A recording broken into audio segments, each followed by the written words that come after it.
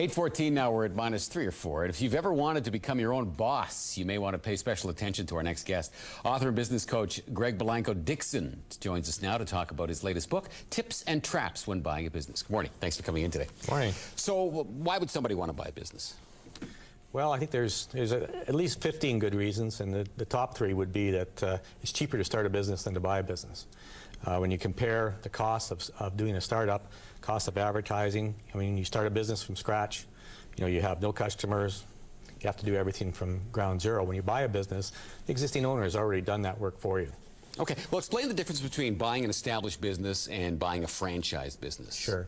Well, they're very similar in terms of, as a buyer, they're going to be similar, except with when you buy an established business, you're not going to have the ongoing franchise costs, and you still get the proven systems and the proven business model that's been worked out.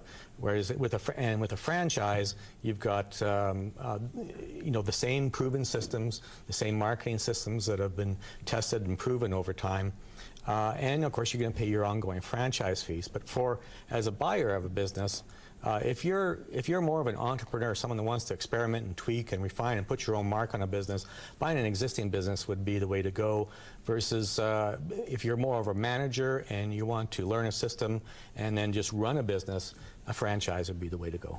But there are big benefits of going with a franchise. I would assume that, like you say, you've got the proven track record, you've got the advertising that goes along with it, but it's going to cost you a lot of money, isn't it? Yeah, I mean, any of the major franchises out there are going to be $200,000, $300,000, $400,000 and up. And I actually did a study comparing, starting a business versus an established business, buying an established business, and it's actually cheaper. And in the same way, when you buy an existing business, you've got this huge debt load. It was one way to look at it. Same thing is going to be true in a franchise. Right. So where do you start when deciding to buy a business?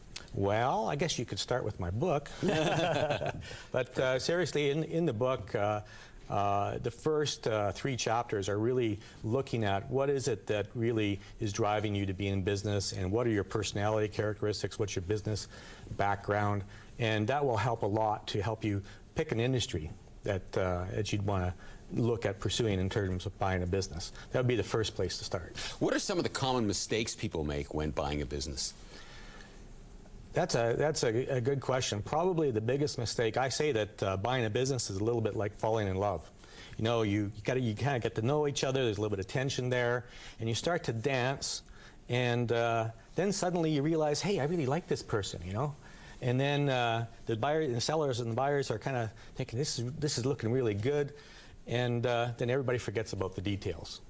And they buy the business, and then as they have the business for a period of time, things don't quite look as good after the marriage, so to speak, as beforehand. We're just about set to wrap things up, but I think I'd be remiss if I didn't ask you this question. How do you finance the purchase of a business?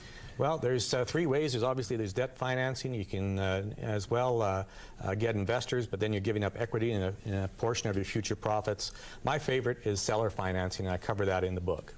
It's in the seller's best interest from a tax viewpoint to try to finance it themselves. If the deal is structured properly, there's a lot of extra cash for it in the seller's pocket, and it's to the buyer's advantage as well. All right, thank you so much for coming in and helping out a lot of people. We've got a very good economy here now, and if you want to learn how to buy a business, the book is called Tips and Traps When Buying a Business by Greg Balanko-Dickson, and you can pick up a copy at your favorite bookstore. For more information, log on to sbishere.com.